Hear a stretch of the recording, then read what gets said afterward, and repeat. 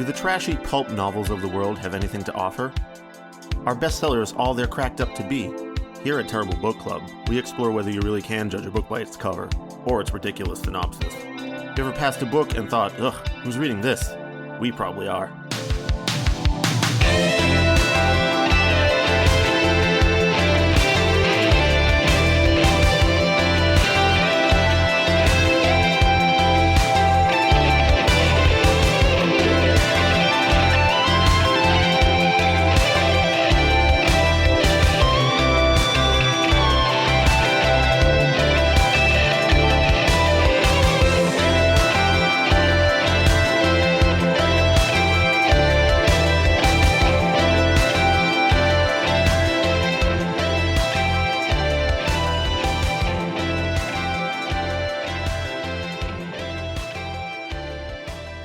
Hello and welcome to episode 225 of the Terrible Book Club. I'm Paris, and this is Chris. Hello. This time, I read Secrets of Adulthood, Simple Truths for Our Complex Lives by Gretchen Rubin, published by Crown, a division of Penguin Random House, on April 1st, 2025. Wow, a recently published book. This almost never happens. I pre-ordered this book for you, actually. I know, it's crazy. It never happens. Finally, the secrets of adulthood have been unveiled. The dark relics of the past. Oh, at last. Okay. We haven't done any self-help lately, so I figured I'd hunt one down, and I was looking for something like this all season. And I also had this realization that I don't think we've read anything from Oprah's book recommendations, or if we have, I was unaware. So it was high time, because I don't know about you, Chris, but I know that Oprah has made some rough recommendations in the past in terms of books. Yeah, I've never seen it as a seal of quality. I've seen it as a seal of who got the good advertising budget. I'm not trying to say like Oprah sucks at picking books. I just think that somehow, she's been around long enough that naturally she's going to make some bad calls here and there. And I think the most famous one, which is not her fault, actually, was that book. What was it? Was it A Million Little Pieces or something? Or little... This is ringing a very tiny bell in a dusty corner of my brain. Yeah, like a Victorian ghost bell is like somewhere in the back. Yeah. And I think, let me just quickly Google this, because I think, A Million Little Pieces. That's what we need, a tangent right at the start of this episode. Let's go. Yeah, hey, that's what people come here for. So it was in the early 2000s, this guy wrote this book and was like, oh man, I was such a hardcore drug addict and criminal. And then so he wrote this book about that. And then it turns out he just lied about most of the stuff in it. And then... Yeah, I was drugging and criming. Yeah. Mm-hmm. Obviously, this is a far more complex story. I am sure there are podcasts out there about this or articles you can read. This is 20 years ago now.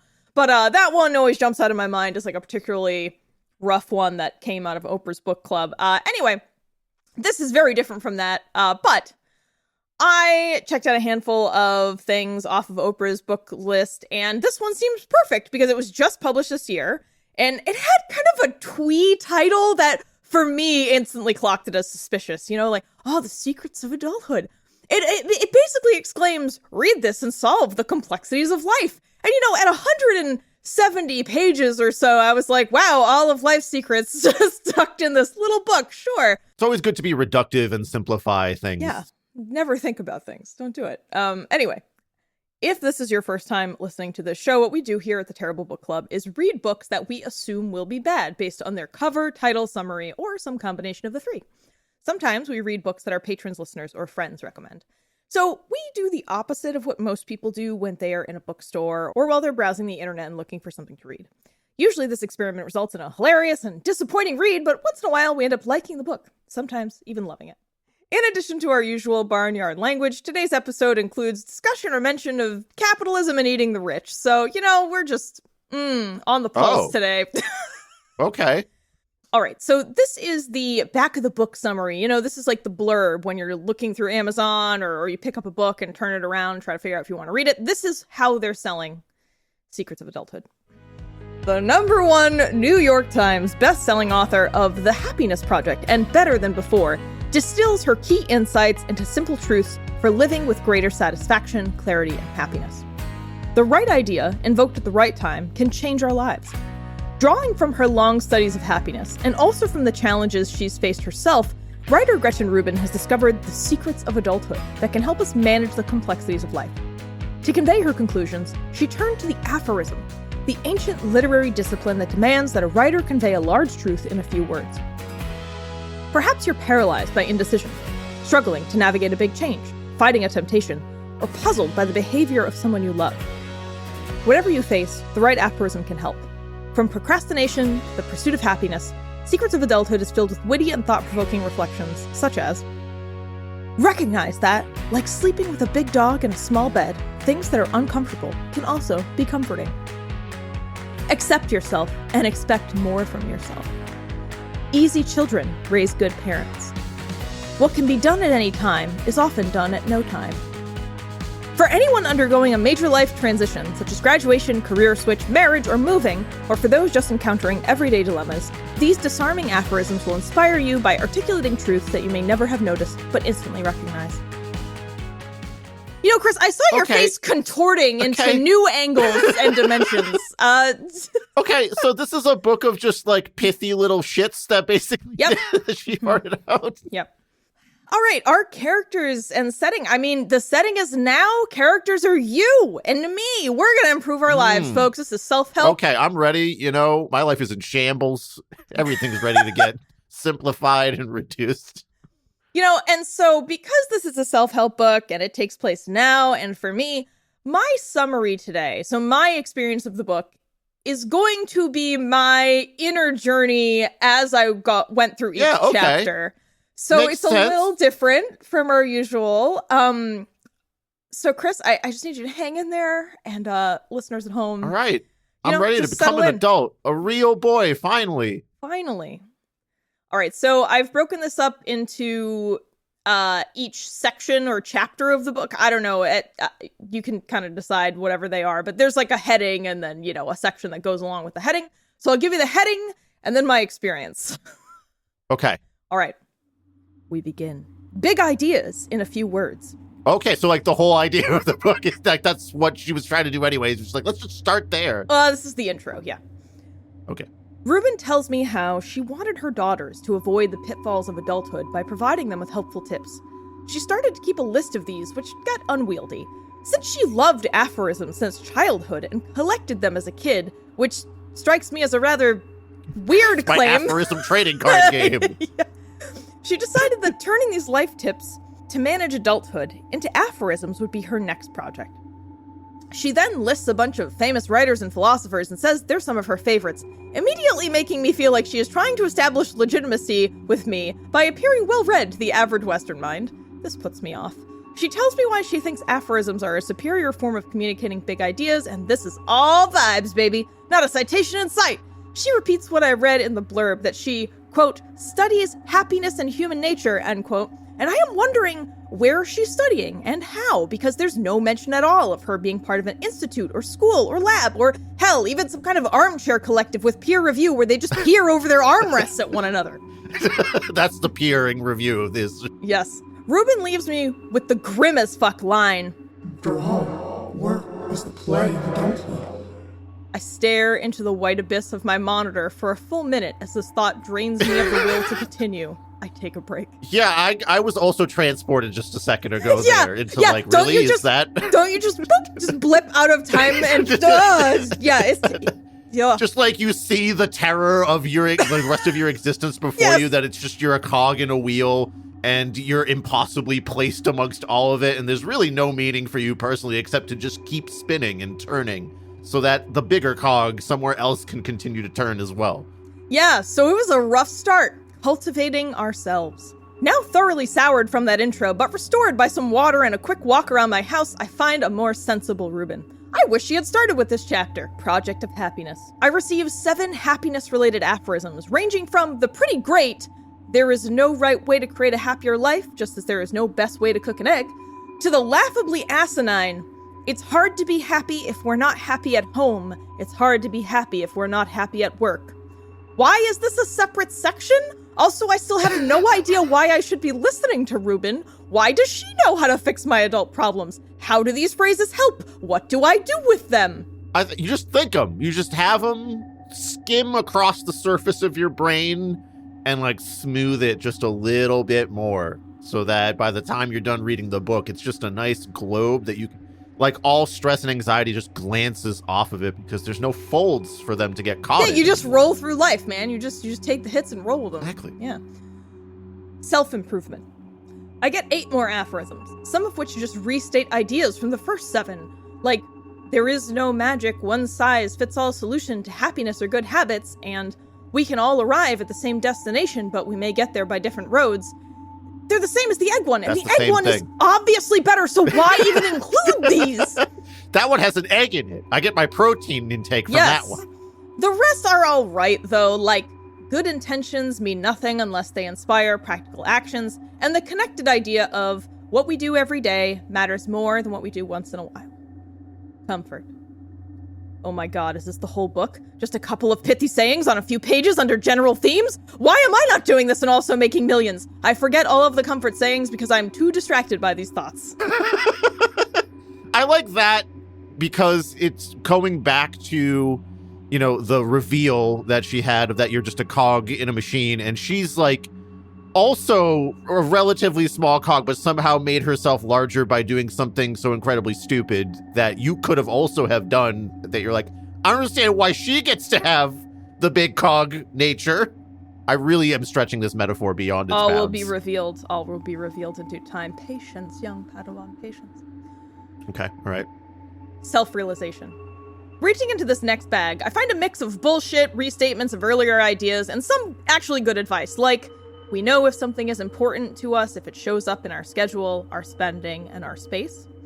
And we should pay special attention to anything that we lie about or try to hide. Adventure. I am bashed over the head with yet more restatements of, hey, did you know everyone has different preferences and experiences and therefore lives differently? The final blow renders me unconscious. And it is, what's fun for other people may not be fun for you, and vice versa. Wait. Is that the literal quote? Is Yes. that the aphorism? Yes. So she like worked hard to say it in that way. Mm-hmm. The most generic way possible. Yep, so There's hard. not even an egg metaphor in there for me. No tasty morsels. Memories. As I approach another section, I can only think this book is for a newly awakened consciousness, now alive to concepts of experience in human living that are as foreign to them as the depths of sea and space are to humans. For people who have already been alive, I question the utility of this book. How can anyone get anything out of this? Are there people out there who have never thought about things and stuff? We have found out many times that people have deep realizations that other people have brains and experiences different from their own very frequently, Paris, so I thought you would be sort of inoculated to this. Got infected. All right. Facing the perplexities of relationships. Oh, at last! No phrases! I cling to the paragraphs that begin this section like a half-drowned man washing ashore on a beach. The challenge of love. The phrases return after a short paragraph with an anecdote, and Rubin reminds me that it's far more effective to acknowledge that someone is feeling bad rather than minimizing their feelings, which I appreciate because I know this to be true, at least. In fact, most of the ones in this section seem okay and don't produce horribly negative reactions in me. Friendship. In this riveting section, we learn such secrets as, one of the best ways to find friends is to make friends with the friends of our friends, and a young child, or better yet, a friendly dog, makes conversation easier by smoothing over awkward pauses or supplying an excuse to change the subject, the latter of which makes me feel like I must always have a pet or child on retainer to bolster my difficult conversations. This is my social anxiety child. He's my therapy child. I just rent him out every week. Yeah. I thought you started... David, can you get over here and just, like, act cute for a minute so that I don't have to think of something to say? Oh, I was wondering why you started a preschool. Anyway. Fitting in and standing out. At first, I am overjoyed at finding another paragraph, but that quickly turns to dread, as the substance of the paragraph is a Beatles anecdote. I descend deeper into despair as the first phrase hits me. Every strength contains its weakness, and weakness can bring strengths. This is followed by yet more variations on the restated theme of this whole enterprise where two, quote-unquote, facts are cited. Because everyone goes to the grocery store on the Tuesday before Thanksgiving to beat the crowds on Wednesday, the busiest day is Tuesday. Because people visiting a public bathroom assume that the stall closest to the door gets the most use, the center stalls are most popular. There are no citations, so I spend hours trying to determine if these are true. Wait, Still, I need to find the bathroom study, please. Scientists at Tufts University filled out 3 public bathrooms and forced people to drink a lot of water to see where they would go to pee. Still, there's one phrase that almost redeems this section. Approval from the people we love and admire may be gratifying, but it's not enough to be the foundation of a happy life. But then I read, if we want to stand out, it helps to know how to fit in, and I regress to sitting on a multicolored rug in a kindergarten classroom. Really taking you places, Paris. Mm-hmm. Perspective. I am nearly dead as I am bludgeoned again and again with the general idea of different people need different things to be happy, followed by thinking from a different perspective is valuable. Making things happen. My battered soul is coaxed to consciousness by the title of this section, hoping that finally Rubin will tell me how these phrases can be used to improve my adult life. Alas, what awaits me here is not guidance, but another blow.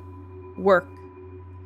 Rubin hurts me in new ways, echoing her early idea that Work is the play of adulthood. my torture continues as she moves to restriction, tying me first with the left bootstrap, Where we start out makes a big difference in where we end up. and then lashing me around with the right. Luck plays an enormous role in success, and hard work is a way we attract luck. You're really painting an image of you being strapped down as someone just, like, tries to offer you the most senseless advice possible. Like, take the cap off the water bottle before you drink from it. I know! Responsibility. She whispers in my ear as she steps back to admire her bound handiwork. All right. This is getting a little bit too bondage for me now, Paris. I disagree with all 4 of the phrases in this section, especially the sharing of tasks often leads to the shirking of tasks. The thirst for knowledge. I am in so much pain. Creativity. It's just blank. I was out. So she sucked the creativity out She of did. your soul. Yep. To, like, harvest Gone. for herself to create aphorisms that ultimately don't have any creativity within them. By the way, did I hear you correctly earlier that one section was just 4 aphorisms and that's it? Yeah. Yeah, well, we're going to talk about that later. We're going to talk about that later. Okay, fine. I will hold my commentary until hang on. then. Procrastination. I'm bursting into the torture chamber and asking you to explain it while you're strapped down, and I'm like, okay, I really just needed this to be clear. Continue your torture, ma'am. Procrastination. I am momentarily resurrected by a chapter where I agree with every one of the aphorisms. Housekeeping. I begin to rouse as I find myself nodding along to all of the household phrases, too. Taking action. Without an ounce of self-awareness, Rubin tells me, telling people what to do is a very different skill from doing it ourselves. Mediocre writers can be great editors, and unprincipled gurus can lead others to enlightenment, but ends with, seeds have no power to move, yet through ingenious design they can travel enormous distances. So I take solace in that one, at least. Persistence. Some of these are decent, so my breathing begins to stabilize. Unfortunately, though, she ends on, we don't have to be good at something to be good at something. Dolly Parton, Michael Jackson, and Paul McCartney never learned to read music, which doesn't actually make sense since all of those people were famous for composing and performing their own music, which has nothing to do with being able to read modern Western sheet music notation. I scream, and my rage gives me the strength to break my bonds. Can I sidebar here for a second to how annoying that Sure. is to me that comes up all the time as a music educator, where you see people being like, oh, but they never learned how to read music, as if that's some sort of like supernatural musician ability instead of just the sign that they never sat down to learn how to read something. It's just, I don't want to say it's pure laziness, but it's like looking for a workaround to like not have to do a lot of work as a musician. I mean, you know, luckily this gave me the strength I needed to survive this encounter, but yeah, it was just so frustrating. It's like being able to handle Western modern music notation has nothing to do with your ability to compose and perform music. I fucking hate It you. certainly helps. It can be very helpful, Sure. but it's not necessary. No. Confronting life's dilemmas. Decisions are hard. Cool. Oh. Thanks. Tough decisions. These are all variations on there is often no true right choice and not deciding is a decision, but I am finally given an instruction, one single step, which is, when uncertain about how to proceed, make the choice that allows you to choose the bigger life, step into the future, live in an atmosphere of growth, deepen or broaden your relationships, put your values into the world. Which is this entire book distilled in one sentence. The depth of the grift instills in me a deadly calm. I am reborn, ready to face Rubin anew. See, this was her plan all along. She's broken you down to the bare minimum, and now, Yep. now you arise, an adult, filled with the secrets of the dark past. Temptations. She tells me that immediate pleasures often fuck up long-term plans. No shit. Pain. Some of these are okay, but I strongly disagree with this one, as someone who has to rehearse conversations and prepare to go to an event by familiarizing myself with the situation ahead of time. Repeatedly rehearsing disaster doesn't protect us from it. Desire. This bitch really just told me that an almond tastes better when we just eat one. I witness her transformation into the final boss. The almond mom. Getting it wrong. She reminds me that we can be wrong for a very long time without noticing. I tell her that I hope she remembers this on her deathbed. Consequences. Rubin says, if we take the credit, we must accept the blame. And I remind her, this too will haunt her. Simple secrets of adulthood. She sighs. Exasperated by me, she pulls out a small golden book from her pocket. Secrets. I thought you were about to say she pulls out her katana. She tells me what to do! How to live! Present information in threes. Oh. Turning something on and off a few times often fixes a glitch. What? Wait, you just got some IT help in here for a second? People probably aren't as interested in your hobby or your travels as they seem to be. Okay. Things look better when arranged on a tray. This is all in the same section. This is all just like a little This is in the golden book of all the lists that she gives you at the end. I see. Yeah. Okay. Don't let yourself fall into empty. Keep gas in your car, stash snacks in your bag, charge your phone. Okay. All right. Try by age 25. Many lifelong preferences are set by young adulthood, so try new things when you're young. Fuck this. Fuck that, actually. I just viscerally fuck that. Once a group includes 5 people, a single conversation is very hard to maintain. Okay, I'm struggling to find the through line here, but okay. To quiet a crowd, blow on a harmonica. Wait, I'm supposed to keep a crowd control harmonica on me at all times? And just, you know what? Hold on a second. Just wait right there for a second. This lady's plan is like you're in a crowded room, it's getting overwhelming, and everyone's talking about too much shit at once, and you're just supposed to go like, everyone shut the fuck up. I guess so. That's a secret to adulthood. Oh, and you know what? When packing an item that might leak, put it in a plastic bag. Real big brain stuff here. You know, that is helpful. I don't do that enough. There are more, but I will leave it at that. To bring us to the close. Your Secrets of Adulthood. She invites me to sign her book in my blood, to give her my secrets so she may harvest them for herself. That was the plan all along. Yes. The end. Give her... Okay, wow, Paris. Well, did you give her any tiny aphorisms? No. I have one that you can give her. Pull your pants down before you pee. Yeah, it's a good advice. Or, lift the utensil to your mouth when eating. Oh, right? It's a pretty shit. good one. I was just smashing my face into the plate and eating it like a dog. Yeah. Okay, well, No wonder my kitchen is so messy. Food everywhere. It's stuck in my harmonica's holes. I can't control the crowds anymore. I know. All right, well, I hope we all had fun with that. Obviously, that was very silly intentionally. Okay. Let's talk about the technical construction. Let's get into the rubric. There were no typos and the punctuation was fine. But let me talk about the formatting, because Chris, you had a question about it earlier, and I told you we were going to get there. Yeah. So yeah, if okay. you have ever wanted to see a book absolutely milk page length until the teat of literacy is a ragged husk, you gotta see this book. Look, the tips are so dry. Papery. Well, actually, Chris, I think I'm just gonna screen share with you just quickly what it looks like so that you understand how some new tech here at Terrible Book Club, the screen share book. Okay. So you should be able to see the challenge of love, right? Which is the section.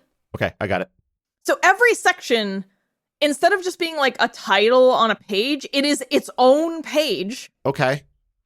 And then the section itself is like this. You get maybe like 1 to 2 paragraphs and then some sayings with some lines between them. And then that's it. And then it's a new chapter.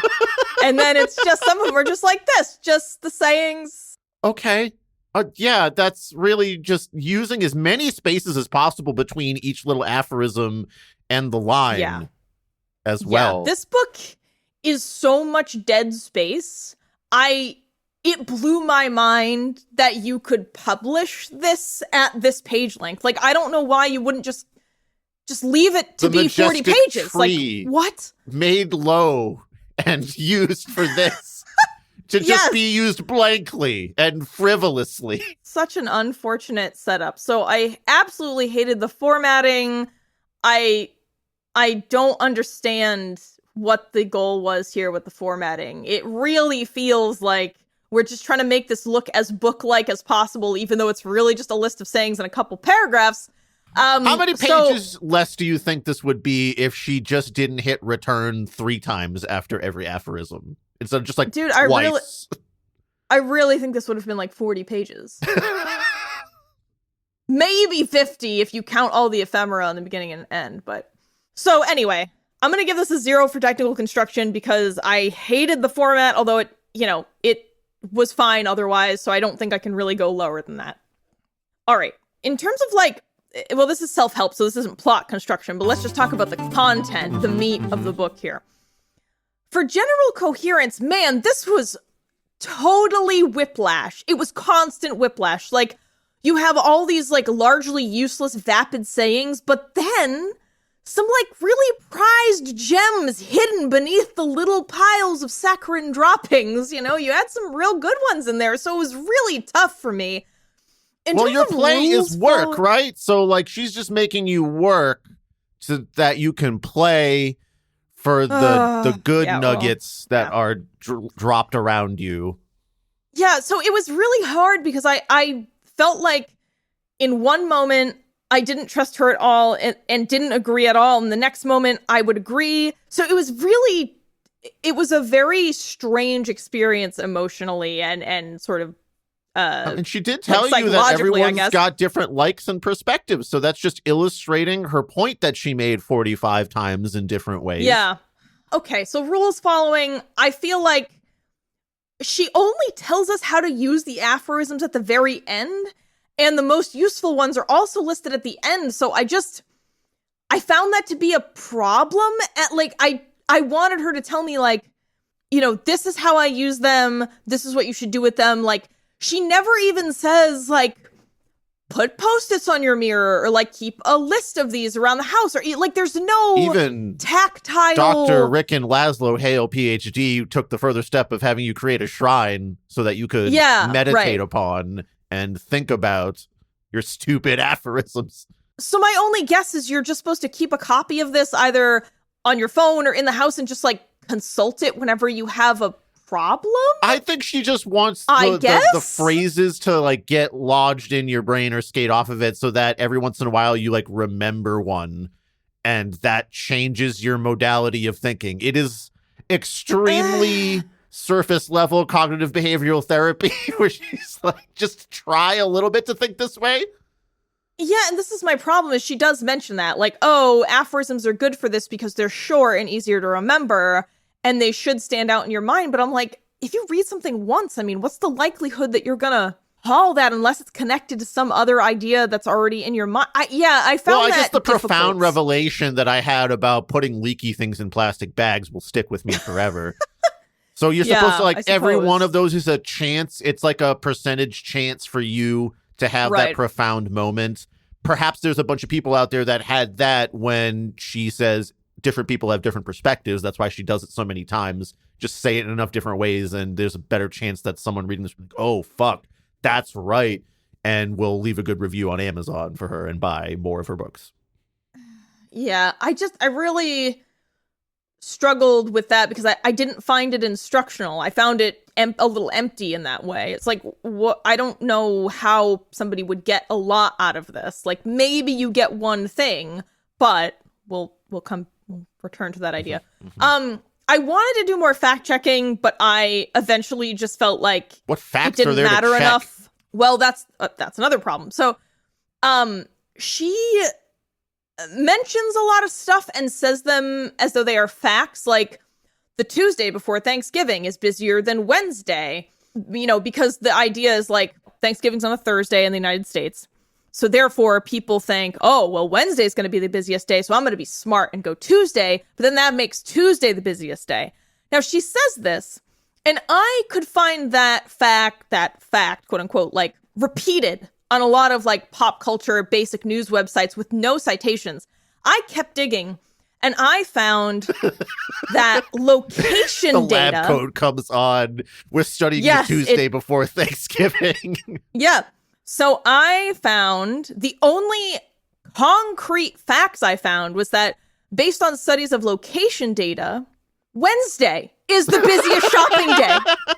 So that was like enough for me. I was like, fuck this. Yeah, she's just saying things because they are repeated elsewhere. Again, it's just the myths and disinformation mill. It's the like Princess Bride thing of like, well, I poisoned my cup because you thought I would poison my cup, so I cupped my poison, and then you my poison cup. Right. So anyway, I didn't dive deeper, but I can try to find the study I found about that. It was like the last couple of years and based on location data. Anyway, I'm not saying that's definitive, but I'm saying that I could have used just a little footnote being like, this is where this came from, but you don't get that. I really want to just start an institute that studies like annoying shit that people be doing. That it's like they're studying that kind of thing. Like the people that wait till the last minute, just like we here at the Institute of Shit That Annoys You discovered why people won't fucking zipper the right way on that merch. We've determined that they're idiots and assholes. No, it's true. I mean, even the public bathroom perception thing, that's a real thing too. I didn't have time to get deep on this, but if you that study is still in progress. We're doing some weird shit in bathrooms across the nation right now. No, because she mentioned what does she say? People use the closest stall. They think the closest stall will be used, so they go to the center stall. Listen, that's not how I choose what stall to use. I mean, it might be different in men's bathrooms from women's bathrooms because it's all stalls in women's bathrooms. You don't have like the urinal thing happening. So like, I generally don't use a stall in a bathroom at all unless it's A, specifically I have to shit, or B, all of the urinals are in use. So, like, that's kind of a rare thing because I actually don't shit in public that often. So this is maybe a gendered experience. What I did find is that studies from the last 10 years, I sort of looked at a few about, so sorry, to repeat what she said, she mentions that because people visiting a public bathroom assume that the stall closest to the door gets the most use, the center stalls are more popular. However, in the last 10 years, or like in studies of bathrooms and bathroom behavior, and Chris, you're right, people do study this stuff because it's human psychology. I really want to centralize this into the Journal of Annoying Shit. Yeah. So in the most recent, Journal of Annoying Shit, they discover that stalls or even urinals are rarely truly identical or have an even number. And there is a gender difference because of how gendered our bathroom facilities are. So men tend to choose actually whatever's closest to the door. Yes, and women 100%. gravitate to those farthest from it. So, what the fuck, Gretchen? I'm absolutely choosing the urinal closest to me. That I also, you do the stupid fucking man thing where like if there is a man in a urinal and you can at least be one urinal away from them, you will choose that one for fear of dicks being looked at, even though no one's looking at dicks, but we all do that to like seem polite or something. And just to give you a little snapshot, there was here a at the Annoying survey. Asshole Institute studied how often dicks are being looked at in bathrooms, Yes. and we discovered that not at all because you're trying not to piss on yourself. Yes, exactly. Gotta focus on what's important. So this is just a single survey, a snapshot, but there was a survey done where people were presented with 3 stalls. So you have the option to go closest to the door, the exact middle, or furthest away. And in this survey, men went left 28% of the time, straight ahead 40% of the time, or to the right 32% of the time. Okay, women, but this is, hold on, wait, Paris. Okay, fine, I'll wait. Women went left 34% of the time, straight ahead 29% of the time, and to the right 37% of the time. Now, when the left stall is occupied, men went to the right 73% of the time to get further away from the person, and women similarly move to the right 65% of the time. I need to talk about some of the methodology of this because, okay, I'm assuming this is like a Survey Monkey email that got sent out to some people's inboxes or something that you are presented with a scenario, not that they are actually shoving people into like an experimental bathroom. Because my problem here But I'm sure other people have done real survey. Again, I didn't have time to compile more stuff on this. If you're talking about left, right, center, then this is a bathroom situation where like when you walk in the door, the stalls are in front of you. But that's never the case. In my experience with a bathroom, you walk in the door, there's the sinks first, and then like everything is to the side of you, right? Yeah, so there's no left, right, center. It is closest, there's center, furthest. Right. So just think about it that way. Sure, but I'm just saying that if you presented me with the survey with left, right, center, there's like equal distance between all 3. Yeah, but Chris, it's just a thought experiment. It's not like... No, I'm very upset about this, Paris. I need to find out who I'm supposed to write an email to about this. Anyway, point being is I don't think as cited it's correct, and I also don't like that it isn't cited at all. Like she does this over and over again. She'll mention little like famous people anecdotes, and there are a couple of references in the back for like the Beatles one and a couple others, but mostly the references in the back are just for little snippets of text from books that she references, but they're not factual. They're just like phrases. So there's no... I found that puzzling. I was like, why would you not cite these things you say? She studies happiness, Paris. What, you don't trust her? It sounds like she really just reads a couple magazine articles here and there and kind of we're almost there. Conjures it in the soup of her brain. Right. So because this is nonfiction, we're not going to talk about character quality. Instead, I want to talk about the author's expertise in relation to the subject and substance. So funny you bring that up, Chris. Gretchen Rubin is a lawyer, not a psychologist or even a sociologist, which immediately made my ears perk up, since you may remember that the blurb for this book mentioned her, quote, long studies of happiness, end quote. I have scoured and scoured the internet, finding nothing but glowing puff pieces about her and her books. All I know is what's on Wikipedia and in interviews with her. This is supremely odd, to say the least. This podcast may be the only critical media about her output besides a few errant comments on Reddit. I'm sure some besuited men will arrive on our doorsteps shortly after this release. We're taking you to the bathroom quiz chamber forever. You have to select from 3 stalls for the rest of your life. And you're going to the Wednesday before Thanksgiving. Oh, fuck, no, please. In none of these pieces does it explain how she is a happiness expert or where and how she is studying happiness. I am absolutely flabbergasted. All I know is that she is from a wealthy family, went to law school, and clerked for Sandra Day O'Connor, so I guess that's just fine, even if you don't actually have training or background in psychology or sociology? You know, and I want to say, like, obviously people without, technical Western training can make accurate observations, and, one can perhaps recognize truths about things that they're not versed in, but this feels many steps beyond that.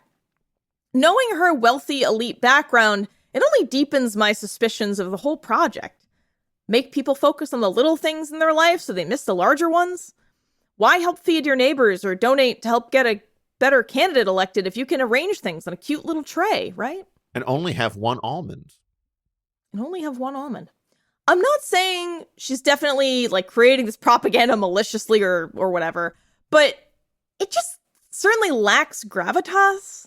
Given her background of, my father-in-law is Robert Rubin, and I went to a private school in Kansas known for its students having easy lives, and I went to Yale Law and clerked for a Supreme Court justice, and my husband is a private equity manager in NYC. It becomes hard to take her seriously or feel like her little rules are really the secret to her happiness. It's probably just the mountains of money, generational wealth, and elite connections upon which she rests so soundly each night. It really helps, let me tell you. Yeah, I don't know. I don't like that I have to dig for these facts, and so a lot of this is a little odd, right? So after this, I wanted to know, what are the secrets to adulthood? How do we manage the complexities of life and remain relatively happy? And what I discovered in my reading, in my happiness research, because now I'm an expert too on this, I guess. Do I have to have 2 harmonicas to control crowds? Is that the real secret? Actually, if you get 3, you can control time, it turns out. Oh, fuck. Okay, I have 2. This one's in the key of E.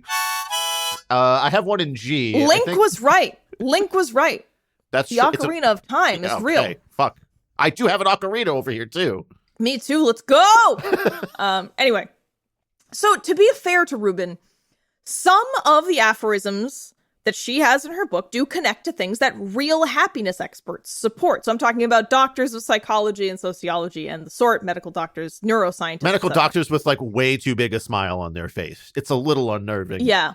So some of these things, so the main thing that they all agree on that will absolutely make your life happier and could also lead to a longer life and a healthier life is deep relationships and a sense of community.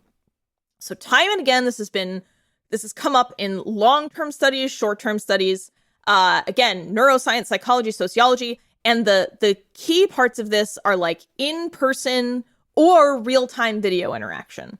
So obviously like in-person hangs are best, spending time with people, doing things in the real world is great, but if you have to sort of get through with just distance communication, the best thing to do is to have a real-time video interaction. So like I actually have a standing bad TV video call with my other best friend once a week, and I think that has really helped. And now I'm like, oh yeah, I guess that's why. Some other things that are really important that again have been maybe not proven, but have surfaced time and again in, again, both long-term happiness studies and short-term are asking for help, acts of kindness, physical activity in the non-human world. So that's like getting sunlight, going outdoors, having plants, having pets, walking, gratitude practices or delights, as Dr. Laurie Santos recommends, which builds resilience against bad stuff. So this can be like writing a sentence every day about something that you're grateful for, or even just recognizing delightful things that happen. So I don't know, like if, actually, this is a good one. So once in a while, Chris and I will message each other first thing in the morning with a post from Crappy Music on Reddit, and it will just say good morning and a link to whatever we find is particularly hilariously bad. And that is a great example of a delight because it reifies our bond and provides us with a little bit of a new thing to talk about, and it will bolster our mood. And over time, stuff like that gives you resilience against bad things in your life. So, you're just think about it as like you're building your happiness muscle with all of these different things. So those are all like kind of essential things you can do, things you can explore to improve your life that are scientifically proven. A little bit more on happiness. So the father of happiness, Dr. Martin Seligman. I have fathered all happiness. From my loins springs your joy. Yeah, he sort of started the positive psychology movement. So yeah. So he likes to use PERMA as a little anagram to help people remember the aspects of happiness. So like the things that contribute to your happiness. So positive emotion. So this is what we feel, like joy and comfort and warmth. Engagement, which is being fully absorbed in activities or being in flow. Relationships with others that are positive, nurturing, and rewarding. Meaning, which is serving some purpose that is larger than oneself. And lastly, accomplishment, which is the pursuit of achievement and mastery. So those are sort of the realms that make up your happiness. And then lastly, it's generally considered that your happiness is built of 3 aspects. So you have your momentary mood, your life satisfaction, and then your domain satisfactions, which make up the last third. And that's like how happy you are at like home, work, friends, relationship, whatever. And sort of the foundational structure of your happiness, sort of what you're starting from, is thought to be built from about 35 to 50% genetics, 40% intentional actions, and only 10% is circumstance, which is a little surprising to me. And of course, if you're, if you're on the 35% side of the genetics instead of the 50, then of course the distribution will be a little different. Is this genetics taking into account 45 to generational 15. wealth? Is that like part of it? Well, that's a good question. And yeah, I mean, if you think about epigenetics, right? And like, or environmental health and things. So I think the 10% circumstance might be a little misleading. But yeah, so anyway, that's sort of my general little distillation. Sounds like you did a little bit more than than our author here, who was like, I don't know, probably like Tuesday before Thanksgiving is the better idea, but it's not really. Yeah. Anyway, I actually, despite how much I did not enjoy the experience of this book, I'm glad that I read it because I really enjoyed the dive I took into positive psychology. I mean, as somebody who's like, I consider myself a realist. A lot of people consider me to be on the negative side because we live in a world. Well, my perception is that we live in a world where people, at least in America, force happiness and positivity to the point where I think it's actually unhelpful. And positive psychology fucking backs my ass up on that. You are not supposed to try to be happy 100% of the time. That is actually bad for you. Yeah. So fuck you, everyone. Fuck you. I'm happy. Fuck you, because that makes me happy. But I don't know. No. But the point is, like, toxic positivity is indeed toxic, according to actual experts on this stuff. So that was interesting. But yeah, I don't know. I really enjoyed this. In the show notes, there's going to be a bunch of links to like podcast episodes, websites, more where you can read about this. I do recommend some of the videos because they're pretty short and quite interesting, and I feel like you get a lot of content for very small amount of time investment. So check those out. All right, let's move into. Oh, actually, I gotta score this. Yeah. Huh? So always ready to just rush ahead. I know. Well, I'm gonna give it a 0 because there are some, like I said, some of these aphorisms are correct, but I found all the other things about it very troubling, like her lack of definition for her expertise, her lack of citations for things, and then all of the ones that are pretty vapid kind of really reduce that for me. But I don't want to take away too much because I know, as we talked about, some people are going to find something good in this, and I think that there were some aphorisms that are, worth something. I also think, as someone that has made a career out of educating people in a very small niche field, the biggest stumbling block I can run across is assuming people know something because it's common sense or it should be obvious. So there's always going to be cases of things that are just blind spots for people, or it wasn't a problem for them until recently, or just no one ever told them to think about something in this way. So obvious shit has its uses. It can help people. All right. Let's move into moment to moment. All right. So prose quality in this. It was like daytime talk show host simplicity. And when in service to a greater cause, that's fine. But here, I really feel like it's like, it feels almost grifty, just given the rest of what's going on. So it was fine. It was fine. Dialogue, there's no dialogue in here except for like random anecdotes and quotes she throws in from famous people. So again, I'm gonna give this a 0. It was real easy and quick to read. It wasn't hard to understand, but I the language was pretty basic and didn't do, like, I feel like the paragraphs didn't do anything that the sayings didn't do, you know? All right. Terriblo's presence. Oh boy, that's a 1. If I could give it a 2, I would. I was absolutely lashed by our Lord's tentacles. The chaos levels were through the roof. I was back and forth between, like, I was all over the place, man. This hurt my brain. This hurt my brain in new ways. She really took me to task. It did sound like you went through it. Yeah. And again, the levels, innumerable. Please help, also unable to be counted. Like, if this could be a 1+, I would give it. Oh, actually, a negative. Sorry, it's a -1. If I could give it a -2, I would. All right. Should this exist? So we have questions to answer the should this exist umbrella question. And the first one is, would readers of this genre enjoy this? I don't know, man. Like, who is this? Who the fuck is this for? Like, this can only be for people who have not yet thought beyond wake up and put a little makeup. Like they just, like, they haven't yet had an opportunity. It's gonna give them a shake-up. Why'd you leave your keys upon the table? Yeah, it's for those people, Pick up the keys from the table. That's my aphorism. You should take them with you when you go. Studies show that people that don't pick up the keys from the table are usually slightly less happy, and they pee all over themselves in the restroom after choosing the center stall. Yeah. You know, it was hard because I was like, I feel like this, I guess I'll get into this at the very end, but I struggled to understand who this book was for. I mean, and she mentions at the beginning, like, this is for my daughters who are, I guess I'm not sure how old they were. I think they're teenagers or in college or something. So yeah, newly conscious life forms, leaky backpacks full of food they're just never putting in the plastic bag. Really, it's just that it's all a ploy for that one line. Yeah, so I don't know, younger people, and even then I'm like, what young person is going to pick this up?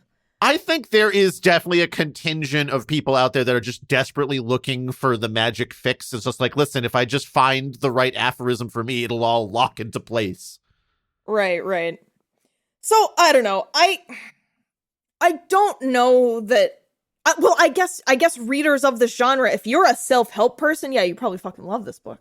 But I think for most people, I don't know if, I struggle to understand how most people would get anything out of this, but all right. Do we feel as if the author's goal was met? Hell yeah, I'm sure she loves sleeping in her piles of money on top of the other piles of money. Does it add anything new, interesting, or novel? No, this is just self-help in another form. It's just another really nothing there, honestly. Yeah, it's nothing new. Did it take something from us? You know, I did lose a fair amount of sanity, but then I also learned a lot from doing all the research for this episode. So through struggle, really, you developed. A little tough. Yeah. What should someone read instead of this? All right, if you want to laugh at books like this, read The You Are. Honestly, the You Are is the perfect mirror image of this. Yes, it is. But if you want actual tools to help you navigate life, I would say, seek therapy if that is within your budget, within your comfort level, or seek out media by actual psychologists or neuroscientists who have a generally positive reputation along with their pedigree and experience. And at this point in the episode, I want to recommend Dr. Laurie Santos because I listened to and read some of her material, and it is a far more balanced assessment than that given by Rubin, and she offers everything for free. Dr. Santos also gives you distinct, concrete examples of things proven to bring happiness to people and explains why. Her stuff is great. But no, I was betrayed. Dr. Santos had Rubin on her podcast and said she loves her work, even calling her one of the 5 titans of happiness. Oh my God. So what the fuck is going on with Gretchen Rubin? Am I the one who has lost my mind here? I don't understand what's happening. The titans of happiness. We are large and smiling. So I'm back to being absolutely out of my fucking mind. So, can we fix it? It's almost shameful to call this a book. This is, at most, a pamphlet inflated with enough hot air that it resembles a book. Like a balloon of a book. The only concessions I'll make here is that A, This could be useful for people who have not yet had the time and privilege to think about their habits or who lack diverse experience in life. So we're talking like young people or someone with some new thinking time in their grasp, like somebody who previously worked 15-hour shifts and now they have like a regular job. Maybe they got a little commute. They can like do a little reading for pleasure now. And B, there are some good things in here. Still, many of these phrases are free on Gretchen Rubin's website, and you can take one of her quizzes and get good. more. There's quizzes. Or you can find some in her free newsletter or her free podcast. The best thing Rubin could do to promote happiness is to just list all of these on her blog so people could read them for free. Asking people to purchase this feels almost cruel. Also, the wild tossing out of facts with no citations bothers me a lot, as we all know. I am astonished that this author is well-loved and popular. I could find no evidence that she has researched anything anywhere with anyone, so why do people trust her? I would rather she just say, hey, I've tried this stuff and it works for me and my family and friends, which isn't great, but it's better than saying you're an expert and researcher when you're not, as far as I can tell. Again, as far as I can tell, I could find no supporting evidence, so this is where I've landed. I wish her anecdotes weren't about random celebrities and were actually more about times in her life when she applied these aphorisms and how they worked. I live in Kier now, and Gretchen Rubin is my Ricken Hale. Oh, wow, Paris. Well, it sounds like you went on a happiness journey there, all by your lonesome, just by yourself out there, cog in the machine, spinning and being broken down. Yeah. Anyway, sorry, I just wanted to point out in the notes, like I said, I am going to put some links down there, and I encourage you to check out, again, the videos, and then Dr. Robert Waldinger's, I think, 12-minute talk about the longest study on happiness done by Harvard over 80 plus years now on different groups of men in Boston. Very fascinating, very good. I've also linked to Dr. Laurie's Yale course that is free for adults. There's also a teen version. Martin Seligman's Authentic Happiness website, and some other stuff. So please check all that out if you have any interest in this. And I think if you are going to read any book, and not this one, and you're interested in the true science behind all this stuff, you should check out The Good Life by Robert Waldinger, MD, and Marc Shulz, PhD. All right. Well, thank you, Paris. And everyone shut the hell up with my control harmonica, because it's time to thank our patrons and Ko-fi donors. Like our bad bookworms, Ben, Donnie, Emily, Jakob, Jared, Scott, and Will. Our exacting editors, Kieran, David, D, Emmy, Funny Robot with Antennas, Greg, Harry, 7, Martin, Root Beer, Cutie, The Ugly One, Elliot, and Xander. Our loathsome librarians like Veronica, Beast with the Least, Yanka, Luchek, Patricia, Julius, and Of the Void, the taco-eating unicorn of the Hot Springs. Our pesky publishers like Miles, Austin, Patrick, Fred, and George. And of course, our Ko-fi donors like Mark, Tracy, our ever-faithful Kiwi Thing, Excavating Lizard, along with Martin F. Brenna and Matthew, who relieved us of terrible books. If you want some terrible books we've read for the show, you can buy them over on our Ko-fi page. All right, Paris, well, I'm feeling really happy now. I'm going to make myself happier because you know what I'm going to do? I'm going to go to the grocery store on the Friday after Thanksgiving. Fucking no one's there. I get all the turkey I want. Super happy time for me. I've broken the system. I'm not a cog in the machine anymore. Join me and change time. All right, Paris. See you later. Thank you for listening to another episode of Terrible Book Club. Terrible Book Club is an independent podcast produced by your hosts, Paris and Chris. Sound design and audio editing by Chris, with sound effects and music by Epidemic Sound and sometimes also Chris. Our theme song is Kiss by Yearn, which is, you guessed it, actually also Chris. You can find more of his soothing synthy sounds on Bandcamp at yearn.bandcamp.com. Do you want us to review a book of your choice on the show? Do you want access to some extra audiovisual weirdness? If so, become a patron at patreon.com/terriblebookclub. If you'd like to send us a one-time tip instead, you can do that at ko-fi.com/terriblebookclub. You can also support TBC for free by sharing the show on social media, following our accounts on YouTube, Twitter, Instagram, Facebook, or Goodreads, telling your friends about your favorite episode, or by leaving a review on Apple Podcasts, Podchaser, or anywhere else on the internet. To send us book recommendations or your adorable pet photos, send an email to terriblebookclub@gmail.com.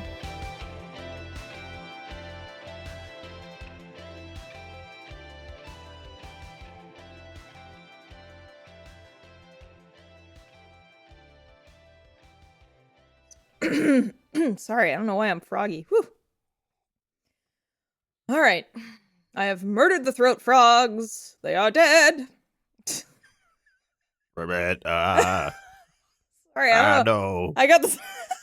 I don't know. You don't know the trouble I've seen in this throat. Sorry, those throat frogs are in season. It's throat frog season, guys. Watch out. In the swamp of your throat. Yes. They're breeding. Yes. And ribbiting. It's April, you know? You know what they say? Mm. April frogs bring May clogs, you know? This. Yeah, is that what they say? Yeah, in the Netherlands. Anyway.